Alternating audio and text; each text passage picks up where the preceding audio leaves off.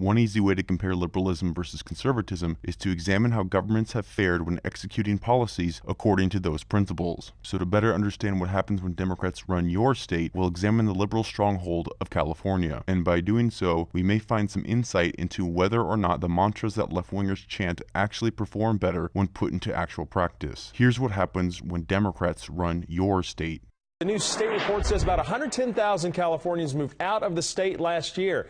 As KCRA 3 Sharikina Shams reports, the numbers tell a story about jobs and the economy. Its population grew at more than double the national average until 1990. Then something changed. Last decade, 2 million more Americans moved out of California than moved in. A new state report says more people left California last year than the number who came in, a net loss of about 14,000 people. Between 2001 and 2009, almost 650 Californians migrated to states like Oregon, Arizona, Texas, Nevada. Your special reports have looked at businesses, but what about just population numbers? California has always been seen as a magnet, people moving here from other states. Is that still happening? Actually, the opposite is now true, where California has net exported close to 100,000 people. Most of them moved in, according to the latest census figures. The prime destination is Texas. It may be a state of stunning beauty and wonderful weather, but people are still leaving California in droves. Some 3.5 million residents deserting this state in the last 30 years. But why are people fleeing California? There are several reasons. The first being that liberal control means a big, over-regulating government. California will probably go broke. California is broke. It's not only broke, it's broken. Liberals broke it. Nobody can argue, no one with a shred of commitment to honesty can argue conservatives broke California. Liberal policies in a state where they can do whatever they want have broken the golden state, the state people went to get rich. You now go there to get poor. You leave to get rich.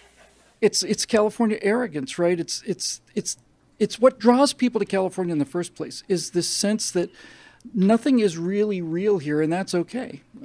I'll just close by saying this. Typical of the California attitude is, I got into a brief debate with a woman who was a Democratic local council person in Irvine, California. And she was saying, well, because we got in the middle of this, she said, if Republicans are really so great, how come California's doing so well? California is the 7th biggest economy in the world, and it's run by Democrats. And I said, it is the 7th biggest economy in the world. And before the Democrats got a hold of it was the 5th biggest economy in the world. and it takes a while to bleed out that much prosperity, but they're doing it. Everybody's leaving. Boeing left Washington for the same kind of reasons. We are the poorest state in the nation. By any reasonable accounting of assets and liabilities, California is the poorest state in the union.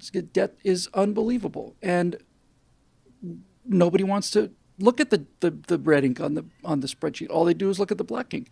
And so more and more red ink builds up, and sooner or later, they're going to pay. We're going to pay. And what's happening is that because of high taxes, big regulations, unhealthy lawsuit climate, and a lot of government spending, people are leaving the state. In just this century, Texas has created more than 1 million new jobs. California's lost more than 500,000.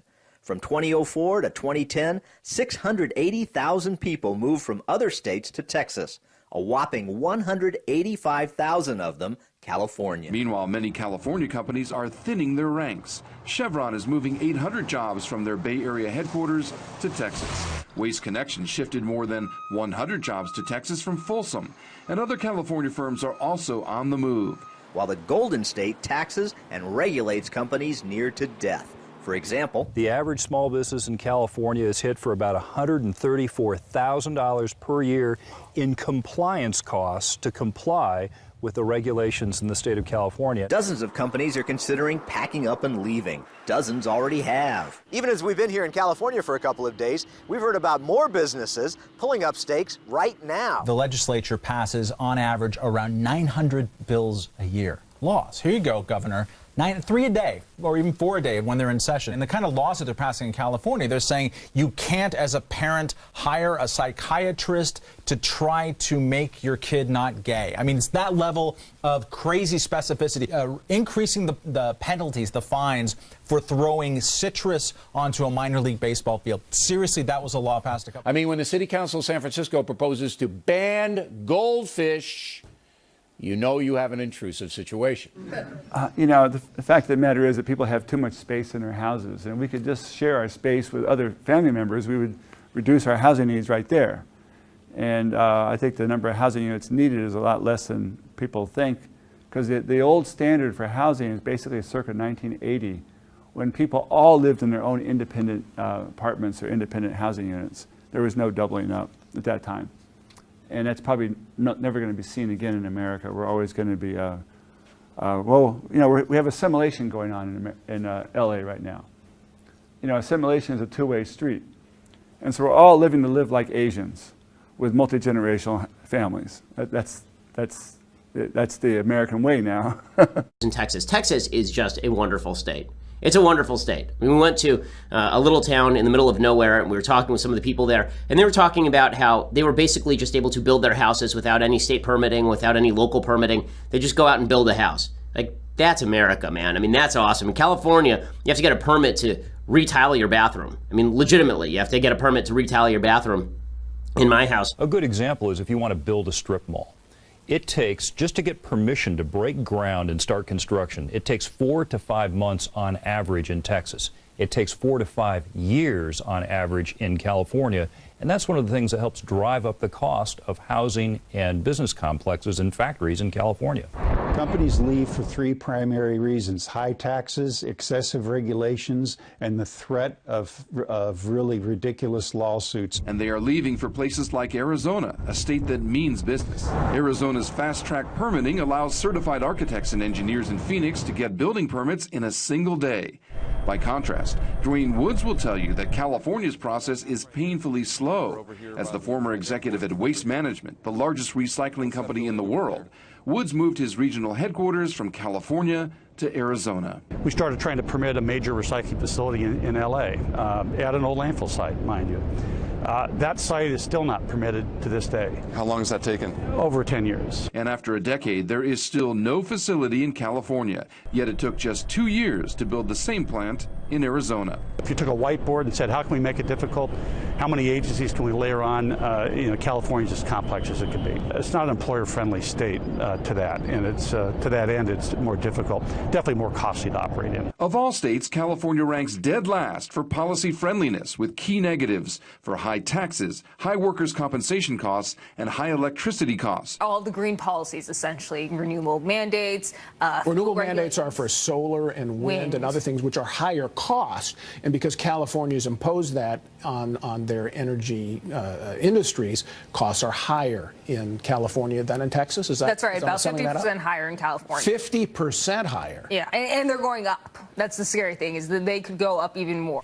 Government at the state and local level consumes about 1/3 more of the economy in California than it does in Texas. And that, with that extra government, you have things like 1/3 of the nation's welfare recipients are in California, even though they only have 1/8 of the population. You have more regulations, more taxes, everything. We have a graph of the welfare recipients, the percentage of households receiving public assistance.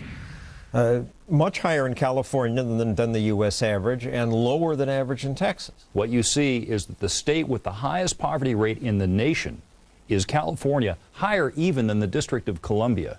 And that should really be a warning or a caution to progressives who maintain that this big government model is really the path to prosperity. We argue that it's entirely the opposite, that in fact Texas is a model for how America could be better run and there could be more prosperity by having less government. California's had over 10% unemployment every month of Barack Obama's presidency until basically last November. And it's still 3% higher than Texas. Yes, and it's been higher in California than the national average every month since 1990. There's been more job growth in Texas. Texas gained in the past 10 years more than 1 million jobs. California lost about 500,000 jobs. But the Brown administration denies that California is bleeding jobs to other states. Texas Governor Rick Perry taking a victory lap this week after Toyota announced it will move its national headquarters and thousands of jobs to the Lone Star State after 30 years in California. It's a big win for the governor, who has made it his mission to lure companies away from high-tax, high-regulation states. California Governor Jerry Brown, who's up for re-election this November, had this to say about the automaker's move. We got a few problems. We have lots of little burdens and regulations and taxes. But smart people figure out how to make it. Notice California Governor Brown's rebuttal to companies leaving California in droves due to excessive overregulation by big government liberals. He says smart people figure out how to make it, which means there must be a lot of dumb business owners in California, because Spectrum Location Solutions found that about 9,000 companies moved their headquarters or diverted projects to out-of-state locations away from California from 2008 to 2015 due to the Golden State's hostile business environment. And they aren't all mom-and-pop shops. Companies like Toyota, Carl's Jr., and Nestle, among others, have found California to be bad for business. But it's not just high taxes and excessive regulations. Its anti-business sentiment has created the perfect breeding grounds for frivolous lawsuits. California ranks as the worst state in America for treatment of class action lawsuits, the worst for damages applied to lawsuits, the third worst in timeliness of decisions in the litigation of those lawsuits. They rank fifth worst in judges' competence and second worst in judges' fairness, according to the U.S. Chamber of Commerce. California is perpetually ranked among the worst governed states in America and has more debt than any other state and the worst credit rating of any other state. But how do they rack up such massive debt? Where does all the money go? The first thing big government bureaucrats do with your tax dollars is give it to their own being other government workers and massive unions that are big donors to Democratic politicians. Is that the Los Angeles City Council members are paid $178,000 per year? They are the highest paid legislative body in the nation, John. We just had a councilwoman that Janice Hahn went to Congress, the House of Representatives, and she has to take a cut in pay. They make more money than United States senators for a Los Angeles City Council. Los Angeles, each councilman is given a car? They get a car that has a license plate that says exempt, so they can park in meters and they don't get tickets. $178,000 per year in Los Angeles versus in Dallas, $37,000, San Antonio, $1,400. California is not a right-to-work state. They have very powerful unions, especially government unions. They are to spend millions and millions of dollars to promote bigger government and higher taxes. 4 California cities have now declared bankruptcy, Stockton the biggest, and San Bernardino. The result isn't pretty. Some 50-year-old retirees were promised they can collect forever. Well, until they die, but actually after that too, because their spouse may collect after they die, and the money just isn't there. Politicians promised them much more money than the town had. So, do the people in San Bernardino realize that's the reason the town went belly up? No. One union blamed the mayor and former city manager for spending money on a downtown movie theater. Yeah, the movie theater is nice, but it's nothing compared to the $45.8 million deficit that the city of San Bernardino is running. And by the way, when they filed for bankruptcy, they had $150,000 in the city bank account. The San Bernardino politicians said, we didn't see it coming. How could they? They owed $46 million. They had $100,000 in the bank. Yes, and they have payments that they're required to pay into CalPERS, $1.8 million a month. And they didn't see that coming with $150K in the bank. Nothing's going to cover these pension obligations, not in San Bernardino, not in Stockton, not in Vallejo, not in Compton, not in any of these other cities in California that are simply failing. California's also going bankrupt. $167 billion in debt. Are you kidding me? That is grossly irresponsible for a state with as many natural resources as California. I mean, these pinheads in Sacramento think they can just spend money and other people have to pick up the tab. Tough times in Stockton, California, with that city, the largest one ever to file for bankruptcy. And city officials are saying it was tough but necessary. Stockton is one of 3 cities now to declare bankruptcy in the state. According to Vice Mayor Kathy Miller, public safety employees were costing the city, on average, more than $150,000 each per year. We heard about that hefty benefit package there and for those employees. How did it get to that point where they were able to collect so much? You know, it happened incrementally over about a 10-year period.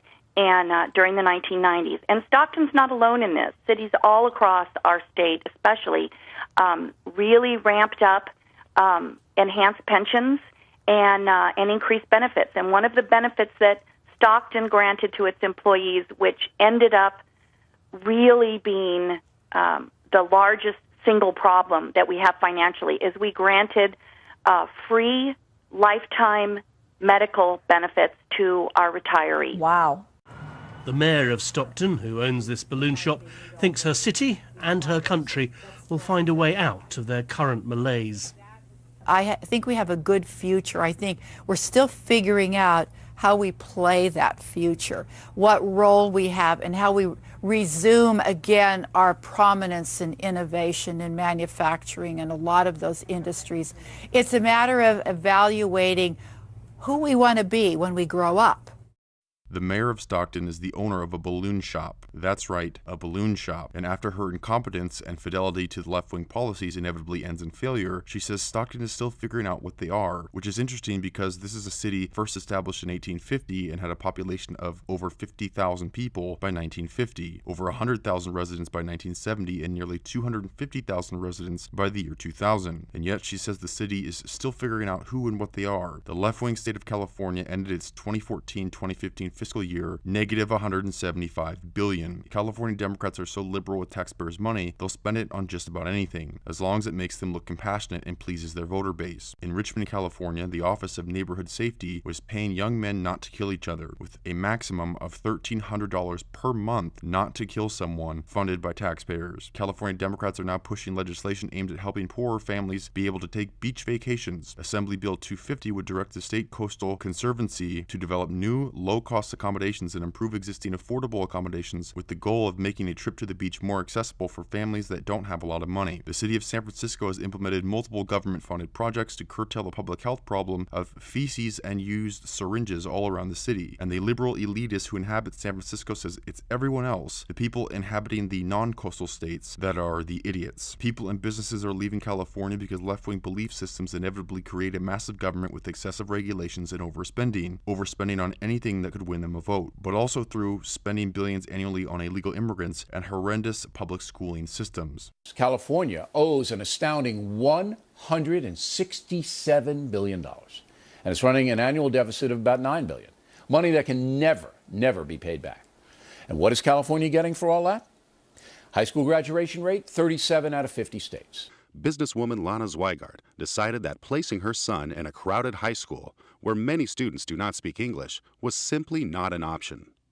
Rather than pay the high tuition costs of a private school, Zweigart decided it was time to move her family and her company out of California.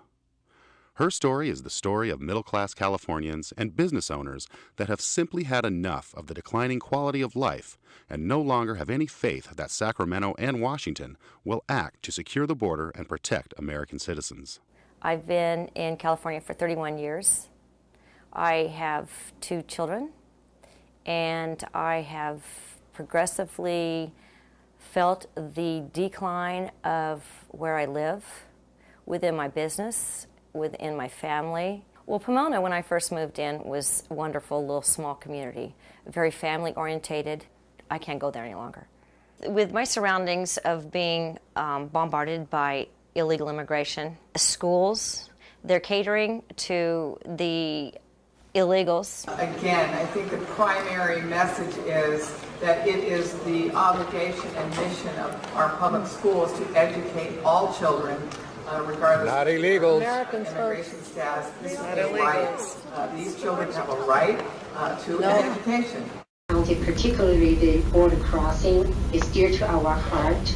We have just recently funded a few projects specifically addressing on the border crossing and to reduce the waiting time as cars come in and to reduce the pollution. What? And we should ask for next question, please. We would like to give the opportunity to the LA downtown office. They're letting people crash faster? Communities that are sometimes threatened or intimidated by giving comment in a language that isn't as comfortable to them. So, este foro va a ser en español y en inglés. En español vamos a hablar y en inglés. For in English, it's going to be in your headset.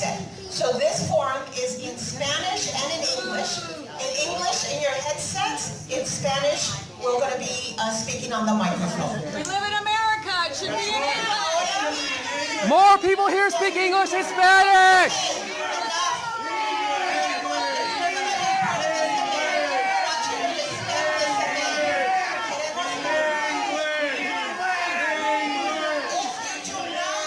Hey, one of the primary reasons that I'm taking my family out of here is because of the public school system. And if I would have had to send my children to their neighborhood schools, we would have had to speak Spanish in order for him to go there. When we get things from the school district, it comes in Spanish. I speak English, I want things in English, and I demanded that our school not cater to Spanish speaking. They have to learn English. California is ranked among the worst public schooling systems in America and is annually in the bottom 20% of schools nationwide. But the good news is, teachers in California are one of the highest paid in the nation. Despite California ranking 48th of 50 states in math and 49th in reading, the teachers are being compensated pretty well. In 1992, the LA Times wrote an article about A.G. Curry Middle School in Tustin, California, celebrating the diversity by flying 65 flags of students' home countries. The principal said he planned to turn Curry Middle School into a model multicultural school. By 2010, A.G. Curry Middle School was 88% Hispanic, and that same year the school scored a D- in math, a C in language, and a C+ in science for an overall grade of a D+. California hosts 12% of the population and has over 30% of the nation's welfare recipients. With so many leeches on the system, left-wingers have decided to keep them happy. They must spend more because that's the only way people will vote for them, if they get free stuff in return. California spends $859 million per year on imprisoning illegal immigrants. Los Angeles alone spends more than $1.6 billion a year on illegal aliens, $600 million on welfare, $550 million on public safety, $500 million on healthcare. In 2003, 70% of the 2,300 babies born in Stockton's San Joaquin General Hospital were anchor babies. By 2013, the city of Stockton was bankrupt. Protesters packed the San Joaquin County Board of Supervisors meeting demanding that vacant positions at the hospital to be filled immediately because it was so understaffed. Trauma patients were sometimes being directed to Modesto, California, which delayed them receiving medical treatment. San Joaquin General Hospital CEO said an increase in gunshot victims has led to the shortage, with 200 patients being treated per month as opposed to 110 patients per month in past years. Despite illegal immigration sucking money from California, delusional liberals in California say illegal immigration makes the state stronger. After several decades of Democratic control in the state legislature, California now faces an unfunded pension liability of no less than several $100 billion. The state is also experiencing unprecedented middle-class flight, skyrocketing housing costs that are 250% more than the national average. Businesses of all kinds have been fleeing the state due to everything from excessive regulations, high taxes, or mandatory $15 minimum wages. California has horrible schools and regularly among the highest unemployment rates in the country. From 2007 to 2010, the number of children living in poverty in California grew by 30%, and 1 out of 5 children in California grew up in poverty. This is what Democrats have done to California. But Democrats have solutions for their money woes. It's a plan that is a regular go-to for liberals when they overspend to try and win votes by giving away free stuff, and that plan is taxing the rich. She's called for upping the top tax brackets in America to 80% or more. The wealthiest 1%. I would like to tax them at higher rates across the board on their salary, on their investments, and also on what they're passing to the future generation. Yeah, well, they just passed by a ballot initiative one of the largest tax increases in history. Tax the rich. They've increased taxes by $50 billion. So, yes, suddenly it's going to look a lot more balanced there. But they're also lying. I mean, they're talking about revenue projections that will not come true. It's an annual tradition in California. Your budget looks balanced in January when you propose it. And then when the revenues actually start coming in, you say, oh, there's a shortfall. And that shortfall could be $8 billion. It has been as high as $30 billion in recent years. We'll see that happen again. So clearly, California has serious economic problems. The state has the lowest credit rating of any other state. It's falling deeper into debt. So is this just a reality that they need to face, that deep cuts need to be made because they can no longer spend beyond its means? We should be getting a more equitable system of taxation and taxing the wealthier at rates that are commensurate with other states. We need to be able to raise revenue in an equitable fashion in the state. Californians actually pay a lower tax base than most other states. Where the top marginal tax rate in California is what? 13.3%. And in Texas? 0. 0. That would seem to be That's a an different advantage. That'll even get Freeman's attention. I think it would get anyone's attention. And California has had an issue with its revenue, that is, raising enough revenue to provide the services that Californians need. This is another part of the problem. Notice this college professor's explanation for the problem, that California has a revenue problem. By revenue, she means taxes. But California's problems are not because they don't tax enough or that they don't tax the rich their fair share. That California has the most progressive tax system in the United States. We do ask those who make the most money to pay the highest percentage of taxes. California is among the highest tax states in the country. California has the highest personal income tax of any other state in America, significantly higher than any other state. The Federation of Tax Administrators ranks California as the top taxer with a 12.3% income tax, and if you make over $1 million in the state of California, the income tax rate jumps to 13.3%, nearly 30% higher than the number 2 state of Oregon. The top 1% of earners in California account for over 40% of income tax revenue. California is 4th highest in the nation in per capita corporate income tax revenues. California is the highest sales tax than any other state. California is the highest gasoline tax than any other state. California even taxes carbon emissions. California's problems are not the result of not taxing enough or the rich not paying their fair share. California does not have a revenue problem. California has a spending problem. Turns out giving away free stuff to people in exchange for votes can be very expensive. I think the politicians want to get reelected, and the state government workers want to get as much as they can before the whole house of cards comes tumbling down. The problem is California is Greece, the Greece of America. There are too many people riding in the wagon, not enough people pulling the wagon. Now they've raised taxes, so you're going to see the productive people leaving the state and more people living off the government, voting for more government, but sooner or later, nobody's there to pay the bills. It's too expensive to create jobs. It's too expensive to finance a bloated workforce. It's too expensive to maintain all these pensions. But by the time you reach that level, if more than 50% of the voters in your state are somehow riding on the wagon, are either government welfare beneficiaries, government workers, or the retired living off government, how do you ever change? And that's what makes me so pessimistic. A beautiful state that I think is being ruined by big government.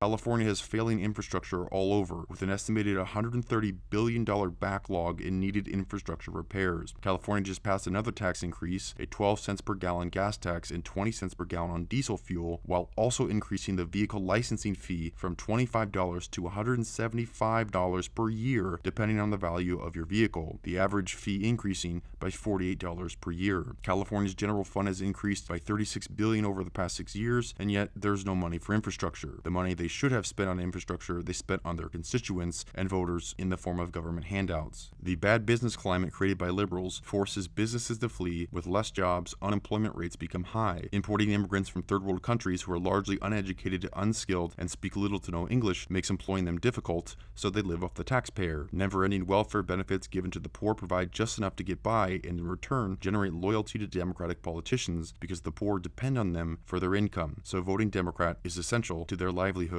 Modern liberalism, as exemplified in the state of California, is a giant Ponzi scheme, which inevitably ends in financial collapse. And when that collapse happens, they won't say it's because of government. They will say it's because of capitalism and greed. And so in order to save us from greedy capitalists, we need more government control. In a previous video, I covered how liberals' so-called compassion destroyed the economy, and after it happened, they didn't attribute the failure to left-wing politicians implementing compassionate policies that ignore basic economic principles. They say it's because government didn't do enough, and that will always be the answer when Democrats and government ruin their surroundings. The Ponzi scheme is Democrats win votes by appealing to the emotions of the populace. They champion to help the poor, the sick, and people from third world countries, and the way they help them is by giving them free stuff, welfare benefits, free schooling, scholarships, free health care, increasing minimum wages, and appealing to each and every union, giving them more money, more benefits in exchange for votes. But all these promises cost money. But the government doesn't know how to make money. Government only knows how to take it, and as soon as their voter base wants something else, they are perfectly content to use your money in return for loyalty from their voters. And if you don't like it, you're a racist, sexist, homophobic, misogynist, ableist, Islamophobic, xenophobic bigot who hates the poor and sick. This is what liberalism creates, a system that rewards the unproductive at the expense of the productive, and with never-ending mouths to feed and votes to win, they make more promises that cost more money, and those who have the money and run the businesses that provide the jobs end up leaving, and then you have a failed state.